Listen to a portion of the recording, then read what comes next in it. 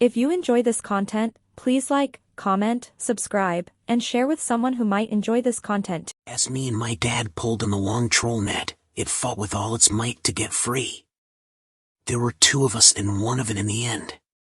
As frustration and fatigue set in, something above intervened and we maneuvered the net into the perfect position to bring the creature up through the jagged hole in the ice. I jumped back, letting my flashlight fall from my hand and clatter across the ice before it went dark. As that creature popped like a cork from the ice and landed just a foot or so from me, its webbed dagger-like fingers swiped at my ankles, startling me. "Cover the mouth," Dad hissed into the cold and dark between us. I was spooked and then panicked, which was not the right reaction, not the way we'd rehearsed for the last month. I scrambled to my knees and hands and crawled around the ice searching for my flashlight.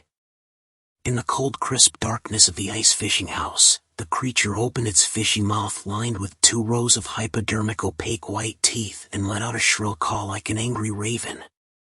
I heard a loud blunt thud, then silence.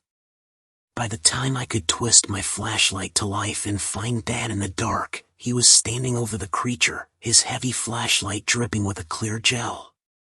His face was twisted into anger, disappointment, then grief, all in a span of a few seconds. When I finally mustered the courage to meet his eyes straight on, he dropped his gaze to the creature at his feet. "Wasted night," Dad muttered to himself. He put a boot on the mangled creature's narrow left shoulder. I took my first up-close look at the creature. It was so pale it was almost translucent. It had human-like features, only narrow and compressed into a wedge. It had 2 large fish eyes with white pupils that gave its eyes an almost milky sheen that sat almost on either side of its oblong face. It had a small nub of a nose with upturned flaps for nostrils, under which sat several silver, gray barbels. It had human-like shoulders that protruded from the side of its long, thin, eel-like body. I could tell that it was a female because it had several eggs tied around its waist, ready to be fertilized and stashed safely away in some deep cavern among the fjords scattered across our lonely continent. Dad had split her fragile skull to silence it, to save me, and I failed him. He pushed the creature back into the hole, its barbels fluttering behind it like gray hairs. "Let's get back home. Tell no one, you understand?" Dad barked at me. I nodded. We hurriedly gathered our belongings to make a mad dash for home, hoping that the polar night kept others indoor. As I followed in Dad's footsteps through the knee-deep snow back to our house, all I could think about was how I'd let Dad, Mom, and my 3 younger siblings down. For as long as Dad's people have lived on our continent, they have always been free to take 1 or 2 mermaids during polar night. It was a rite of passage. It was their way of surviving 30 days and nights of darkness. Then, the mainlanders started migrating to our continent and they harvested nearly all the mermaids before they made it law that no one can harvest mermaids. The mainlanders brought their diseases too. They brought with them the hunger. Technically, what Dad and I were doing is against the law, against their laws. Since the mainlanders' arrival, people have been dying at extraordinary rates. My grandfather's generation is completely gone as of last year. Some of Dad's friends have started dying too. Our dogs, the key to our survival, all were stricken by diseases their filthy animals brought. Rabies, bordetella, you name it, they brought it. Dad said a few months back, "I need to teach you something. I know you're only 14, but I don't know if I'll be here when you turn 16. If we're all doomed, I might as well try my best to preserve our traditions and pass on our secrets." He looked so sad and defeated. I've never seen him so mortal. For months Dad taught me to ice fish. He showed me the best way to drill through the ice by hand. He taught me how to set and retrieve the trolling net. We rehearsed how to reel in a fjord mermaid. As soon as he brought the mermaid onto the ice, I would jump on the head and hold its mouth shut while Dad tied its arms and especially the hands and barbel. Once it was secured, I would need to put a rag in its mouth and tape its head. We were supposed to capture it without anyone noticing. We were supposed to keep it alive until we reached home. We were supposed to dispatch it humanely by burying it in snow so we could collect as much of the blood as possible. We were supposed to turn the claws into arrow and spear tips. We were supposed to milk its venom to dip our spear tips and arrowheads into. We were supposed to render its rich oil that could burn for 30 days and 30 nights of darkness. As I crept down the long corridor to my bedroom, I heard whisperings from my parents' room.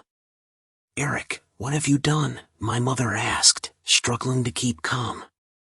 "Marta, I had to. We would have been discovered." Also, in that moment, I thought it was the chance our children needed to start over, Dad replied. "No one knows what they'll do if we murder one of them," Mom began to whimper. "My father told me once that this was how our ancestors did it every time they couldn't fend off the invaders," Dad explained.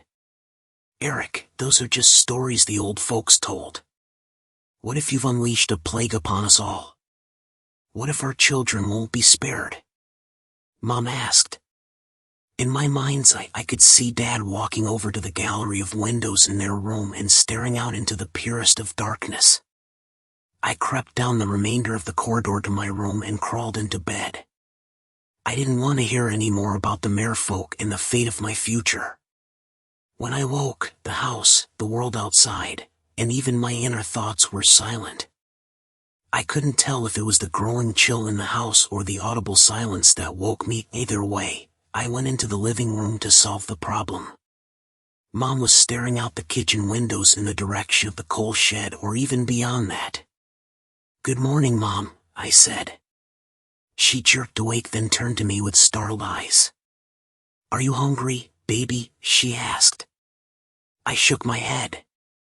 Just then, the kitchen door opened, and Dad walked in, stomping his thick mareskin boots to rid himself of at least some of the snow. He had a sealskin hopper full of coal in one hand and a pillowcase of kindling under the other arm. We were sitting together in front of the coal stove, Mom, Dad, me, and my 3 younger siblings, as we always did at noon during polar night. Mom and Dad were sipping cups of tea while the 4 of us kids told stories while doing shadow puppet shows for one another. It started with a faint and very distant cry, then slowly crescendo into an off-key choir engulfing us. The perpetual cold and dark carried sound too well. I looked at Dad. Neither he nor Mom looked up from their teacups. "Dad?" I called to him. He continued to ignore me. I was the eldest child. It was my job to care for my siblings in the absence of our parents. They were as absent as can be. I drew my siblings to me, and we huddled on the living room floor, hoping that the merfolk wouldn't see, hear, or smell us. The tempered glass throughout the house shattered. They knew we were there. My siblings all screamed as one of those things slithered through the kitchen window and landed on the kitchen floor. Its long skeletal arms reached out one at a time, assisting the rest of the body along. It opened its fishy mouth and let out a staccato of chatter. Within seconds, more and more wedge-shaped heads slithered into sight. They scrambled toward Mom and Dad and began taking clean bites out of both of them.